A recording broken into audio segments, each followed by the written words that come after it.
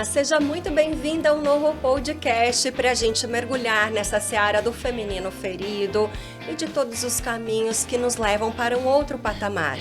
Sabe, tem algo que acontece nas nossas vidas que tem muito a ver com a buscadora, que chega uma etapa que a gente olha para essa estrada e fala, olha, não é a estrada que eu realmente desejo. Parece que as coisas não estão bem. Eu não estou no trabalho que eu quero, no relacionamento que eu quero, eu não estou conseguindo me posicionar como eu gostaria perante a vida. Sabe essa situação que causa muito desconforto? Ela não é só sua, ela é minha, ela é de todas nós. E hoje a gente vai estar falando sobre isso e muito mais, o que fazer para a gente recuperar o nosso caminho, o caminho que é da nossa alma. Então a gente vai estar falando sobre coisas que não passam muitas vezes pela nossa razão, mas que tem muito a ver com o nosso coração.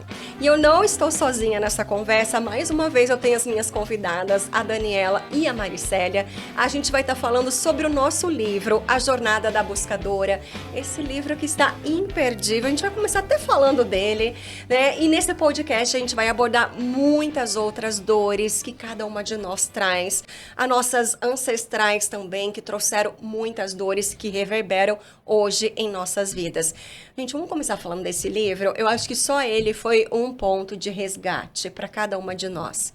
Então eu vou até começar explicando um pouco que ele tem a força do coletivo.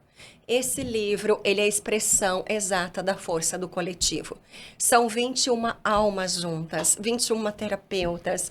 Então não é apenas um ponto de vista ou uma voz. São 21 vozes, 21 buscadoras com suas histórias, com suas experiências, com todo esse despertar.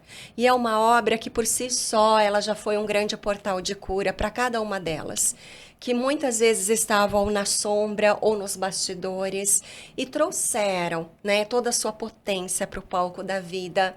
E esse livro não é só sobre as 21 autoras, são 21 sistemas familiares, são milhares de ancestrais que estão podendo também colocar a sua voz no mundo. Me emociona falar dele. Me emociona ver o processo de cada uma que eu acompanhei. Me emociona lembrar o quanto ele foi desafiador desde o seu nascimento. Porque para eu chegar a essas 21 mulheres, eu entrei em contato, olha, com nada mais, nada menos do que 60 mulheres. Então eu digo que para receber 20 sim, que eu já tinha o meu, mas eu precisei de 21, né, 20 sim de mulheres, eu ouvi 40 nãos. E aí, até que ponto a gente consegue ouvir não e ainda assim acreditar que esse sonho é possível? Até que ponto a gente muitas vezes vê portas fechadas, mas a gente tem certeza que existem portas verdadeiras que estarão abertas e não desistir do nosso ideal. Então, para mim, isso já foi um grande desafio de acreditar que não, esse livro tem potência, esse livro é um grande despertar e essas escolhidas, elas chegarão no momento certo, né? Como vocês chegaram. E para vocês, vou começar com você, Mari. Qual ponto de cura esse livro te trouxe? Escrever um livro é realmente cumprir aquelas tarefas, né? Tenha um filho, plante uma árvore, escreva um livro. Então, eu sempre vi isso nos filmes e dizia, nossa, isso é lindo, né? Quando que isso vai acontecer? Nunca, né? E é uma caminhada realmente, né? Eu vim de uma família onde minha mãe estudou só até a 4ª série, porque o pai disse, mulher não estuda, para que você vai estudar? Né? E a mãe dela era analfabeta, né? Então não tinha nem para assinar ali, era o dedinho que colocava na identidade. E hoje eu poder colocar o registro da minha identidade dessa forma é realmente um novo DNA escrito, é uma nova história de família. Minhas filhas podem ir ao infinito e além, né? Escrevendo o que elas quiserem mais um pouco. E se quiserem, né? Então, para mim, foi dar continuidade a essa nova escrita de existência da família mesmo, sabe? E, principalmente, certificar, ter a identidade certificada. Os papéis valem muito na nossa vida. E hoje, nesse mundo digital, você escrever num papel a sua história, a sua existência, isso é certificar esse novo registro de família. Foi lindo. não tem outra forma de A gente se emociona tanto, porque cada uma aqui foi uma jornada, uma trajetória muito rica. O meu capítulo, ele fala sobre um útero, um ventre calado há muitas gerações. Então, quando eu escrevo, eu dou voz a esse ventre, a esse útero, não só meu, mas de muitas mulheres, eu fico imaginando por trás todas as minhas ancestrais, minha mãe, minhas avós, minhas bisavós, que muitas vezes não puderam ter essa voz, né? E é esse respeito também, porque o livro ele tem essa energia, essa potência de ser uma voz, de ser uma confirmação, de ter um respeito, de ter uma história, um legado, que eu fico imaginando que ele não termina aqui, que as descendentes lá na frente, talvez minha bisneta um dia vai falar, olha aqui o livro que a minha bisa escreveu. Então é muito lindo como esse processo ele não se esgota. Ele quando a gente materializa isso tudo num livro, com essa potência que você disse, ele fica para toda a eternidade. E isso mexeu com coisas internas nossas, de merecimento, autoestima, permissão. Será que eu sou capaz? Que ele foi por si só uma grande cura. Para você, Dani, o que você percebeu dele? Bom, eu fiquei muito feliz com o convite, né? Eu senti a minha alma dando pulinhos aqui dentro de alegria. E é um convite que não chega toda hora, né? Então foi muito inusitado, mas foi muito bom. Eu venho de um sistema familiar de mulheres caladas, homens mais autoritários. Então, dar a minha voz, né, para o livro, colocar o meu conteúdo, o meu conhecimento, foi romper padrões, com certeza. No dia que dias depois de eu entregar o capítulo, eu adoeci até, né, de desprendimento de energia, mas também acho que de acessar coisas ancestrais também, né? Precisei me aquecer, precisei ir para o sol, precisei trabalhar o autocuidado. E também os desafios internos, né? Será que eu sou suficiente para isso? Né? Será que o sucesso do livro eu sou merecedora disso? Como é brilhar? Né? O quanto é desconfortável muitas vezes a gente brilhar, tá nessa posição de destaque, né? Então vem sendo muito rica a experiência. Eu ouvindo vocês, eu me emocionei verdadeiramente porque eu venho de uma tradição, de uma família em que a discrição é um grande valor. Então, essa comunicação, abrir portas para você entrar no Instagram, em qualquer outra plataforma, falar, ser jornalista, ser escritora, ser terapeuta do online, dando cursos, palestras, isso tudo para mim são desafios gigantes por conta de estar quebrando crenças e valores muito profundos no meu sistema familiar. Então, esse livro, ele me ajuda a trabalhar algo muito profundo. E quando eu penso que eu não estou sozinha, que muitas não puderam também fazer isso, porque se hoje esse valor tá assim, é porque ele foi cultivado durante muito tempo. Então, quantas mulheres tiveram um desejo escondido de escrever um livro? E aí me vem essa emoção, porque eu sei que não sou só eu, que são outras mulheres. E dentro da minha família, eu tenho mulheres muito fortes. Então, lembrei agora do exemplo da minha bisavó. Minha bisavó vem dessa família de italianos, então, né, e de mulheres que aprenderam a ser essas matriarcas. E ela foi uma empresária inovadora na época dela. Imagina uma mulher empresária, uma bisavó. E eu lembro que eu conheci ela, mas eu lembro assim que eu tinha um certo receio e medo dela, porque eu escutava histórias dizendo ela é muito brava, ela dá bronca, ela se impõe, cuidado com ela. E hoje eu vejo e me reconheço, né, como eu preciso dessa fortaleza, porque para ela ser ouvida e ser respeitada, ela precisou construir essa mulher forte.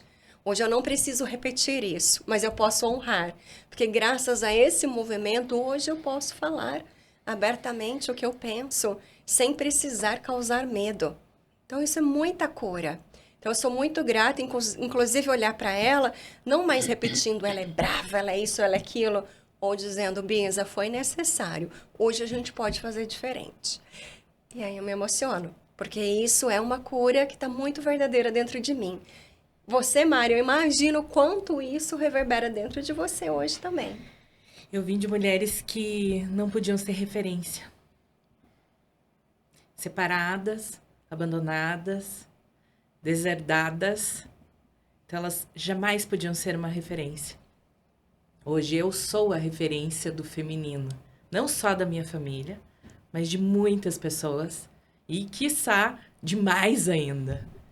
Porque elas não podiam ser referência, mas elas são a minha referência para eu ser a referência que eu sou hoje. Então, sim, o meu capítulo fala sobre o corpo, né? E a cura familiar através dele. Ele é o templo disso.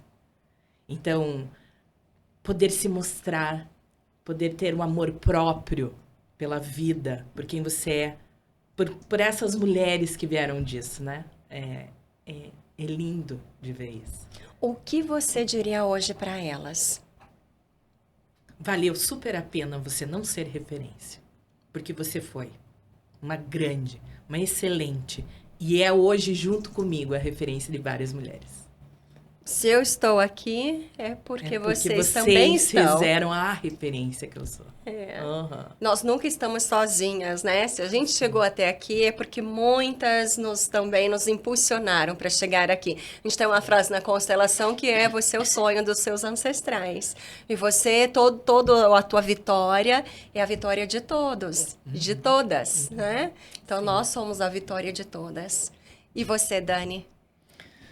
Bom, quando eu comecei a sentar para escrever, lembrei de uma frase da minha avó, que eu cresci ouvindo, né? Ela dizia para minha mãe: minha filha, aprenda a ficar quieta. A minha mãe depois falava para mim: minha filha, aprenda a ficar quieta. Eu sou aquela que não consigo ficar quieta, né? Eu vou discutir, eu vou argumentar, eu vou me posicionar. Então, por mais que eu tenha essa referência até de uma postura mais submissa, né? Eu vou ficar quieta para não entrar em conflito, para não gerar o conflito. E hoje a gente tem o conhecimento que o conflito é a solução, né? Que ele não deve ser evitado, eu não preciso brigar, mas ele não deve ser evitado, né? Em contrapartida, do lado do meu pai, eu venho de uma linhagem de mulheres fortes que se posicionam. Então, transitar entre esses dois sistemas, às vezes é muito difícil, né? Tenho que me posicionar num, tenho que abrandar no outro, né? Fazer esse caminho de sair da mulher forte, da mulher guerreira, né? Estamos em reabilitação nisso, mas seguimos no processo. E cada geração é uma nova cura, né? Essa reabilitação talvez seja por toda uma vida, porque tem a ver com o despertar também, com a reconexão com a nossa essência. Então, que bom que a gente já chegou até aqui, mas a gente pode ir muito além. E quando a gente olha para essa jornada, como eu disse no início, às vezes a gente olha para essa jornada e parece que está tudo errado.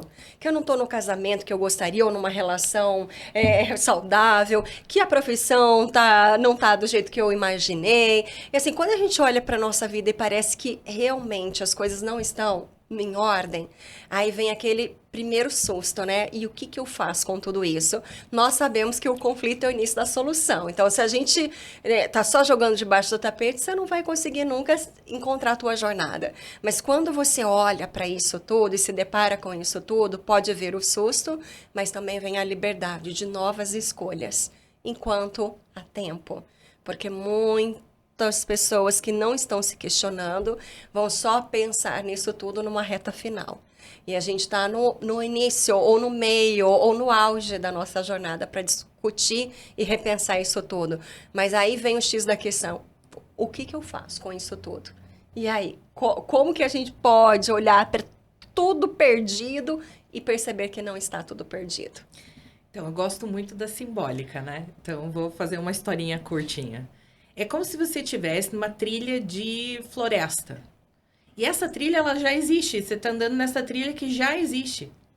Mas nessa trilha, você vê que o sol está batendo demais, ou então está muito úmido, ou então... Aquela trilha já não é mais uma trilha que é gostosa de andar. E aí você decide abrir uma nova picada, uma nova trilha. E o que você vai fazer abrindo essa nova trilha? Então, eu quero mais água, deixa eu escutar o barulho da água. Eu vou em direção dessa água. Eu quero mais sombra? Eu vou em direção da sombra. E aí você vai construir essa picada em cima disso. Quem é que traz a sombra ou o sol, o que eu tenho que buscar, ou se é a água? São os nossos ancestrais. É na dificuldade deles que está a resolução do que a gente deve ir. Quando a gente não tem uma dor de cabeça, a gente não toma um remédio? A dor de cabeça faz você ir atrás da solução, não é isso? Ótimo, é a mesma coisa lá. A dor delas é exatamente onde eu quero abrir o novo recurso da nova picada. Então, se eu não tenho referência, né? E a referência é sempre aquela, naquela mata, mas que já não tem mais aquela história. Eu quero ser a referência. Então, a referência da onde? Eu não pude, elas não puderam lá abrir aquela picada, porque elas não tinham força no braço. Ah, então eu posso amassar com o pé? Então eu vou amassar com o pé. É o recurso que elas não usaram. Então, olhar para trás, olhar os nossos ancestrais, faz a gente nutrir e saber o recurso que a gente precisa para o propósito de abrir essa nova picada na floresta. E é uma escrita que não existe, é você que está escrevendo. Então, a pausa, a vírgula, é você que vai dar nesse negócio. Se elas não puderam ter pausa, se elas não puderam ter a vírgula, você pode construir. Olha que maravilha, que coisa boa. Eu posso construir. Se permitir ficar parada é maravilhoso. Porque você está no processo de evolução, onde você pausa, você olha, toma consciência e pode ir. Então, essa coisa que a gente às vezes fica na procrastinação, a gente deve se libertar disso. Procrastinar é muito bom, porque é o momento que você pausa para olhar a direção que você quer tomar. Você, estando a favor disso, você vai. Porque o que você está dizendo tem muito a ver com o piloto automático. Às vezes a gente está tão no automático, você está só seguindo uma estrada e você nem questionou se é a estrada da tua alma, da tua vida, teu sonho. Sim. E aí quando você para no conflito e começa a questionar, aí você tem a chance de mudar a rota. Recalculando a rota, como diria o Waze. A gente tem a chance de recalcular a nossa rota sempre em nossas vidas. E muitas vezes as mulheres chegam, mas não está tarde para eu recalcular a rota? Para eu buscar um novo caminho? Nunca é tarde para a gente ser feliz. Nunca é tarde para a gente se reconectar com a nossa essência. Nunca é tarde para a gente se perguntar: quem sou eu? O que eu quero? O que eu faço? Onde eu quero chegar? São perguntas que a gente pode fazer durante todos os dias da nossa vida, porque elas ajudam a gente a trazer o norte. As respostas estão dentro do nosso coração. Muitas vezes a gente precisa parar, se desconectar da vida insana que a gente leva e poder ouvir isso tudo. E se eu não consigo fazer isso tudo sozinha, um processo terapêutico é o caminho ideal para você parar e voltar a se ouvir, a se enxergar, a perguntar: eu estou na caminhada da minha alma ou eu estou só projetando a expectativa dos outros? E aí, Dani, com tudo isso, como encontrar essa caminhada, essa rota, a rota? Onde está a bússola? O primeiro despertar, que eu acho que é o momento mais crítico, quando a cortina de fumaça se dissipa, né? E a gente se depara com a realidade daquilo que a gente está vivendo, das repetições, aquilo que está sempre acontecendo. É importante eu olhar para tudo isso e identificar o como eu cheguei até aqui, né? Quais comportamentos, quais escolhas, o que eu estou repetindo.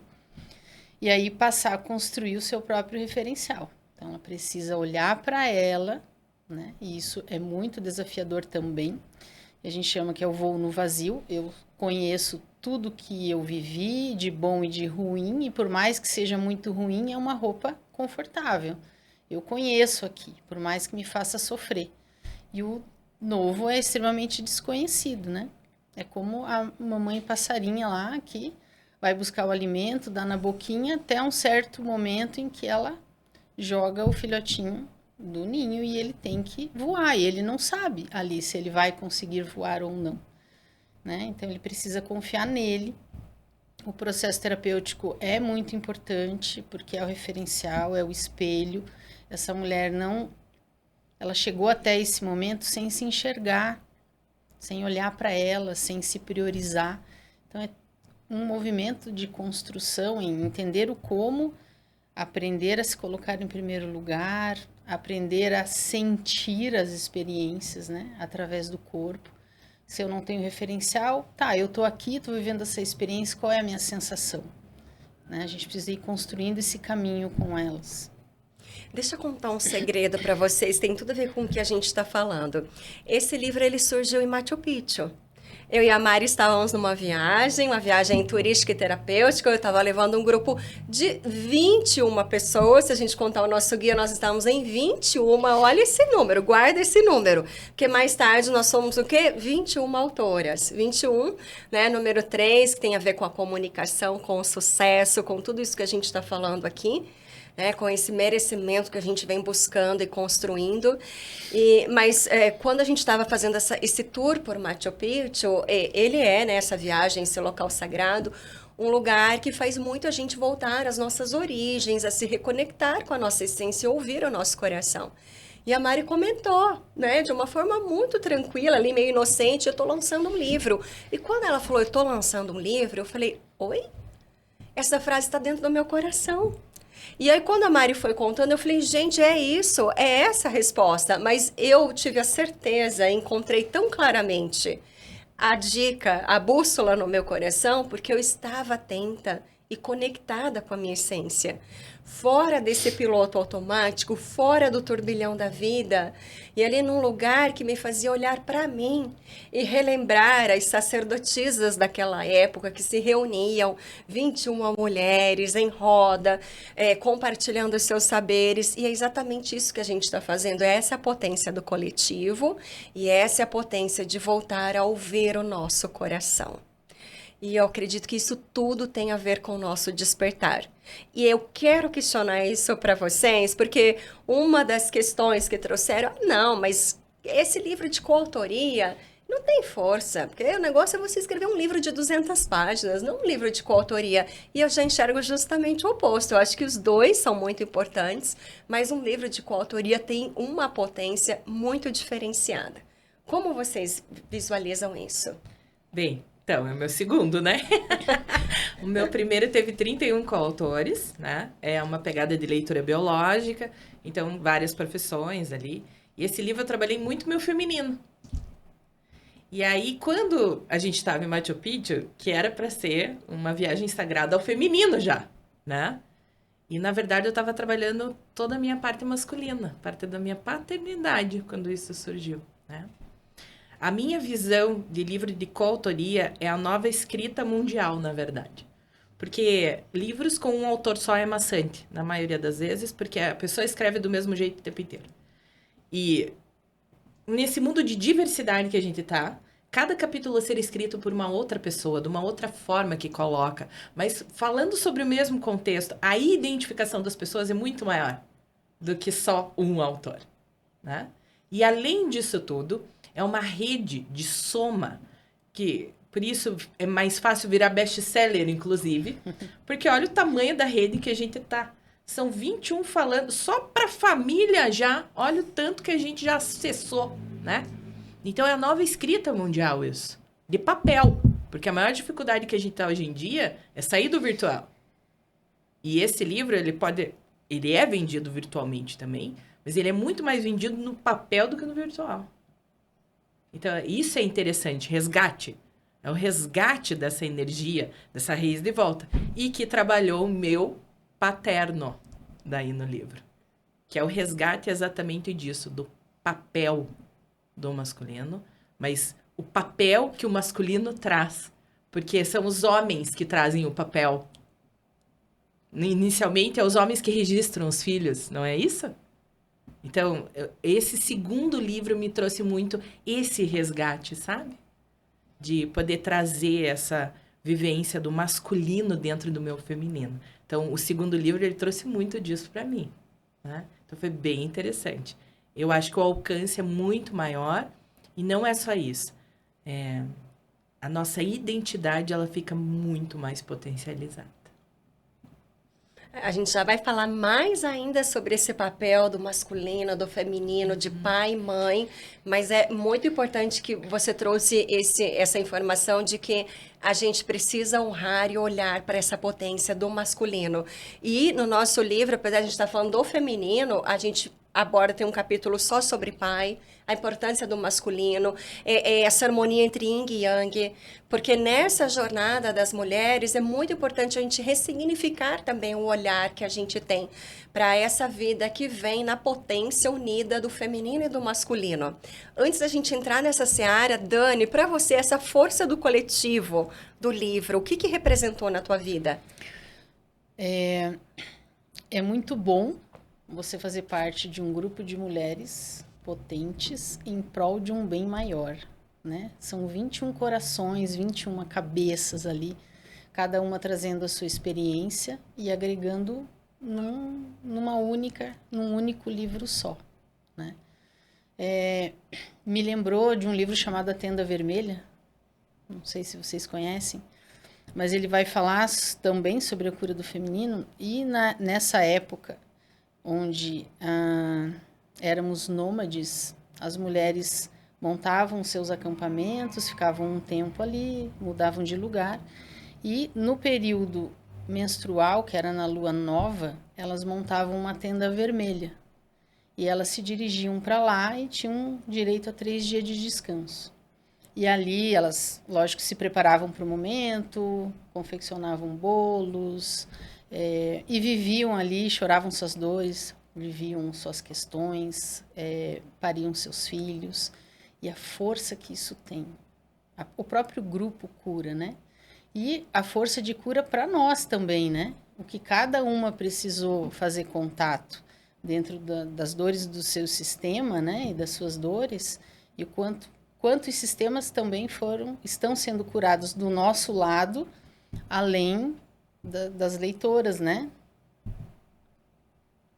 Tá ótimo. Então, vamos entrar profundamente agora nessa seara de pai, mãe, feminino e masculino, que isso sempre dá, né? Muita discussão nos nossos atendimentos. Ixi, quem trabalha, então, com constelação familiar e também todas as terapias integrativas que estão aqui, né? Cada uma trabalhando nas suas searas, a gente sempre vai tocar nessa tecla de pai e mãe. Então, é importante que a gente diga que, né, nós desenvolvemos um modelo de intimidade, que tem muito a ver com a nossa história, com os modelos de pai, de mãe. A gente replica muitas vezes os modelos vividos dentro do nosso ambiente familiar, até que a gente possa questionar isso tudo. Inclusive se essa normalidade dentro do sistema é boa ou ruim. Se isso serve para mim ou não serve mais para mim. A gente aceita o amor que a gente recebeu. Até que a gente questione, não, eu posso receber mais, eu posso me amar mais, eu posso fazer diferente. Então, quando a gente entende que não é sobre o outro, é sobre a nossa história, e que nós não precisamos ficar refém da nossa história, a gente começa a fazer a diferença nas nossas vidas. E eu queria perguntar, porque muitas vezes nós somos as adultas que já foram moldadas de toda a nossa história, até que a gente se questione sobre isso. Até que ponto é importante a gente questionar esses modelos de intimidade? Essa história como foi, para a gente poder fazer diferente? É muito tênue essa pergunta, né? Até que ponto, né? Eu acho que é até o ponto onde você faz bem, sabe? É até o ponto onde faz bem. Se aquilo começa a te nutrir de uma forma negativa, de uma forma que te leva para baixo, de uma forma que não está causando preenchimento algum, é parar de perguntar e fazer a ação que todas as outras perguntas pediram para você fazer e você não fez ainda, né? Então, eu acho que o ponto é, quando não me preenche mais, abandono e vou me preencher. Esse é o grande ponto, o grande limite dessa coisa toda, né? Então, muitas pessoas falam sobre o desgaste de energia disso, né? E energia, na verdade, é uma coisa infinita. Ela não acaba, ela não acaba assim. Então, se você se sente cansada, sem energia, e acha que o consumo está muito grande, é porque realmente está muito grande, você tem que tomar o outro lado e partir para outra. É simples assim, porque a energia está disponível. Então, é um programa de sobrevivência, você está perdendo tempo ali. E desgaste, né? Nós, no feminino, a gente aprendeu que precisa se esforçar demais.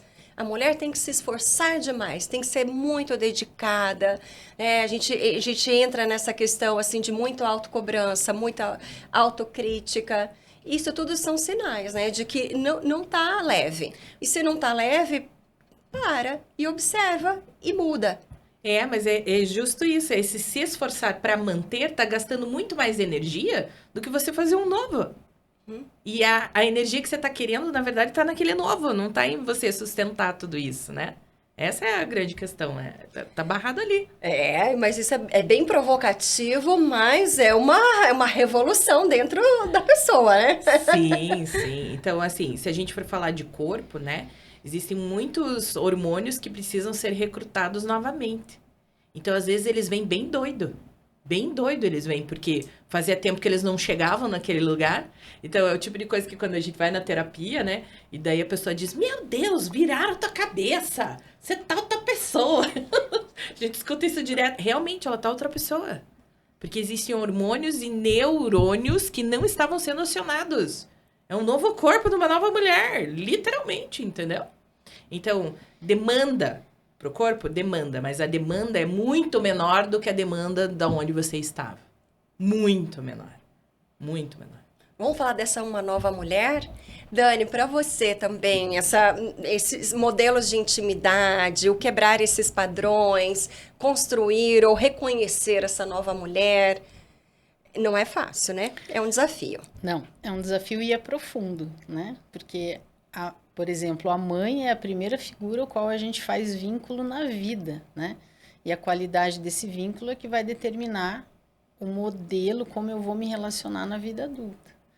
Então, a gente vai tendo pai e mãe ali como um grande ou principal referencial, a gente internaliza muita coisa deles e aí vai para um processo terapêutico para fazer a sua individuação, né? O que é do pai, o que é da mãe, o que é meu, o que é deles e eu gosto e vou levar isso para minha vida, e aquilo que eu quero descartar, né? Que eu não quero mais repetir, vai cair na questão do apego, da dependência emocional, que é uma outra questão para ser trabalhada, né? Algumas relações acabam ruindo ali por conta de eu colocar minha verdade, né? Mas é muito importante que a gente consiga fazer isso. Dá trabalho, não é um caminho linear, né? Ele tem altos, baixos, desvios, labirintos, mas vale a pena. E aí, a gente falando de pai e mãe, no processo terapêutico tem uma frase que eu utilizo, que ela dá um tchutchu na cabeça da minha paciente, que é assim, o marido da tua mãe não é o seu pai. E Sim. Quando eu falo isso, ela fica, oi? É como se ela tivesse construído um novo caminho neural. Peraí, o marido da minha mãe é um papel e o meu pai é outro papel. Isso mesmo. O marido da mãe é uma outra seara e que não tem a ver com você. E aí a gente se depara com uma questão muito profunda, é quanto nós somos leais às dores das nossas mães. E quanto muitas vezes a gente carregou dores que não são nossas. E isso é um movimento, já é um grande despertar. Peraí, então as questões do casamento da mãe e do pai, eu não entro nessa seara? Não. Isso você entrega para eles. Aceita a forma como eles se relacionam, o jeito que eles escolheram do casamento, ou né, de qualquer outro papel ali, faz parte deles. Você tem o papel de filha. E aí é você voltar a olhar para esse homem como o pai e não como o marido da mãe. Isso por si só já é uma grande revolução e é onde a gente encontra, peraí, então as minhas maiores dores não têm a ver comigo, tem a ver com a mãe. E aí vem todo o processo terapêutico de perceber isso tudo e de entregar para a mãe as escolhas dela, o resultado dessas escolhas, e aí eu voltar a olhar para o pai com o óculos que eu quero e não com o óculos da mãe. Isso já muda completamente a forma como a gente olha para os nossos pais. E isso parece algo simples, mas eu diria que hoje praticamente todos os meus processos terapêuticos com as minhas pacientes do feminino ferido, eu preciso entrar nessa questão. Vocês reparam isso também? Essa lealdade, né? A gente tem uma frase na constelação que a gente usa, nós somos muito mais leais do que livres. Essa lealdade realmente é muito forte. Muito, muito forte. Meu pai e minha mãe sempre fizeram parte de retiro de casal, essas coisas, né? E meu pai era, com a minha mãe, casal alegria. Então, fazia piadinha e tudo mais, né? Uma das piadas que ele contava era assim... Ai, outro dia desse, a minha mulher tava lá se maquiando no espelho. E a minha filha chegou aí embaixo e falou... Mãe, por que você tá passando isso na cara? Ela, pra ficar bonita. E por que você não fica? Olha a piada. Né? Então... É as dores invisíveis, né? Que fica ali e a gente fica naquela lealdade. Não é... Gente, é uma família de 3 filhos. Por que tinha que ser a menina perguntando pra mãe? Não podia ser um dos piá, né? É um monte de lealdade que tá em cima daquilo. Não é só uma, entendeu? Então, na verdade, você... Desde a infância, você é educada a carregar as dores das mulheres. Na própria família, entende?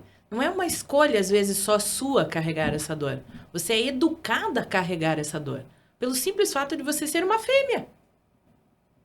E ser compatível ao gênero que está sendo manipulado, ou carregado, ou doído, ou machucado, enfim, né?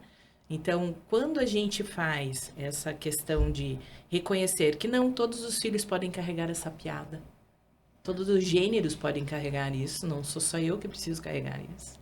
Você ainda faz, inclusive, uma lealdade de distribuição dessas dores. E isso, no meu consultório, é uma das coisas que mais tem acontecido agora. Você colocar para todos que são da sua egrégora familiar essa dor, não só para você. E isso, inclusive, faz com que você possa trazer a solução do que você fica carregando e diz, por que só eu carrego? Não, então eu vou dar para o outro também, porque essa dor também é dele, essa mãe também é dessa outra pessoa, né? E trabalhar em grupo é isso. Então, quanto cura, tá vendo? Trabalhar em grupo é isso, sabe? Você poder dar aos outros também a parcela da dor deles também. Essa dor, ela pode ser carregada, mas mais distribuída, não tão forte. E esse carregar, você tem que lembrar, você não está arrastando corrente a respeito disso. Você está se nutrindo a respeito disso. Então, quando você distribui esse carregar, você está nutrindo melhor, inclusive, essa comunidade. Perfeito. É importante que a gente diga também que essa lealdade é um movimento de amor, é um amor cego. E o amor que muitas vezes a criança ela só quer o amor. E muitas vezes também há essa projeção. Não, a minha filha precisa também, junto comigo, carregar, me ajudar a levar essa situação. Muitas vezes a mãe não abre o caminho para o pai. Muitas vezes tem muitas questões assim que são sensíveis e que a gente precisa trabalhar na terapia. Então, o quanto esse amor cego, leal, é verdadeiro e saudável, ou quanto esse amor cego e leal é verdadeiro, mas tóxico. E aí a gente está falando algo muito profundo, que pode existir amor entre pai, mãe e filha, mas pode ser um amor tóxico. Dani, como que você enxerga essa questão da lealdade e o quanto a gente é incentivada a entrar e carregar dores e o quanto a gente pode sair desse papel? Bom, quando eu olho para a minha história de vida, né? Eu fui aqui, carreguei muito as dores da minha mãe em relação ao relacionamento dela com o meu pai. E eu lembro de me deparar, de ter essa sensação de me questionar, eu posso amar ou não esse pai? Seria / homem, né? Isso, na maior parte do meu relacionamento com ele, gerava muito conflito, porque eu entrava em lealdade com ela. Mas, nossa, depois de um longo processo terapêutico, né, olhando para isso, eu consegui separar. Não, como pai, ele foi isso. Como marido, ele foi aquilo, né? Mas criança ali, a gente se sacrifica, né? Para não perder o amor. Nem percebe, né? Hoje eu tomo muito cuidado com a minha filha, né? Nesse ponto de apontar, eu vejo ela não repetindo muitas coisas que eu fiz. Então, muito bom quando a gente faz o processo e libera, né, para quem vem depois. A gente tem que tomar muito cuidado, né, com pedir opinião para filho sobre a relação, ou reclamar do marido para o filho, né? Quantos de nós também ouvimos lamentações da mãe com relação ao marido, ou ouvimos opinião, ou fomos colocados no processo. Então, tem que ter muito cuidado com isso, né? Para a gente poder não fazer com que aquele filho seja refém, às vezes, de uma relação que está fracassada já. Mas a relação de pai e mãe com relação ao filho nunca está fracassado, ou nunca deve estar, porque é um elo eterno. E quanto mais a gente conseguir resgatar essa relação, mais sucesso a gente tem na vida. Agora, eu quero dizer para vocês que a gente chegou ao final do nosso podcast. Como assim, né? Mas temos tanta coisa ainda para dizer, como passou rápido o tempo. Então, assim, para a gente encerrar num movimento que eu acho que tem um pilar fundamental da cura do feminino, que é o amor próprio. Eu queria, então, que a gente encerrasse esse podcast falando sobre isso, para que essas mulheres que estão ouvindo fiquem ainda mais inspiradas. Como eu posso resgatar, então, essa potência e saber o meu lugar, que é um lugar de muito amor próprio? Mari. O se amar, né? Pai e mãe existem pelo simples fato de serem pai e mãe, de te darem a vida. Honrar a vida faz com que você possa ter esse amor. Então, eu acho que o amor próprio vem da propriedade da sua vida e da sua existência. Né? Então, assumir essa propriedade. Se certifique. Sou filha de fulano, sou filha de ciclano, por isso existo e isso vale a pena. Ser autora de si mesma, a protagonista. Exato. Ótimo, isso aí. Então já vamos incentivar essas mulheres lindas que estão assistindo e que podem conhecer ainda mais a Jornada da Buscadora. A gente tem um site, inclusive, com tudo isso e muito mais, que é o www.ajornadabuscadora.com.br, que é um resgate do teu amor próprio, da tua autoestima e de outros pilares muito importantes. Que pilares você indica, Dani? Bem, trabalhar o amor próprio é fundamental, né? Eu posso não ter a referência, não saber, mas é só eu olhar para como eu gostaria de ter sido amada, cuidada, protegida. E esse como já está em mim, é só eu aplicar isso na minha vida, né? Devagarinho, olhando para o próximo passo, se percebendo como se sente, aprendendo a se valorizar, se priorizar, se fortalecendo aí. Tá ótimo. A maior herança que a gente pode deixar para os nossos descendentes é ensiná-los a amar, ensiná-los a se respeitar, porque é se amando que a gente também consegue colocar os limites do quanto eu recebo e tenho permissão para receber amor, para aceitar algumas situações em nossas vidas, para colocar limites saudáveis. E a gente só consegue ensinar os nossos descendentes a amar pelo espelho. Pelo exemplo, é aprendendo a gente, né, voltando a se amar, aprendendo a se reconhecer, a se respeitar. Isso é o grande movimento de despertar e de cura interno.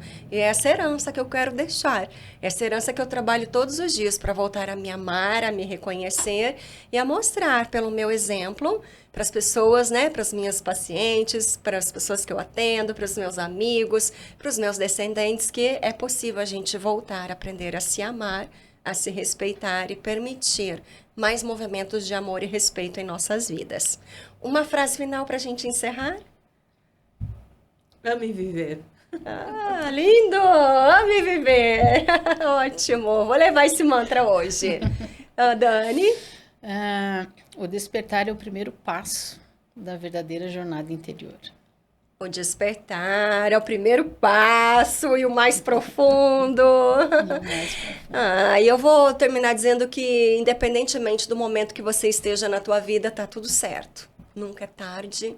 Você tá no teu movimento, respeite, honre a tua história e se ame. Aprenda a se amar, né? Que esse é o maior ensinamento para nós e para todos. Bom, gente, vamos terminando aqui a Jornada Buscadora, mas tem muito mais por aí, né? Muito mais novidades, quem sabe mais livros, mais jornadas, cursos, palestras, inclusive nesse site. Você pode ir lá ter o contato de cada uma das autoras, ver o que elas estão oferecendo nesse momento. E ó, tem muita coisa ainda para acontecer. Então, se você está desanimado ou frustrado com qualquer situação da sua vida, faça desse limão uma grande limonada. Faça a mudança, tá bom? Meninas, muito obrigada de coração por toda essa jornada. Obrigada então a todas vocês. Até a próxima.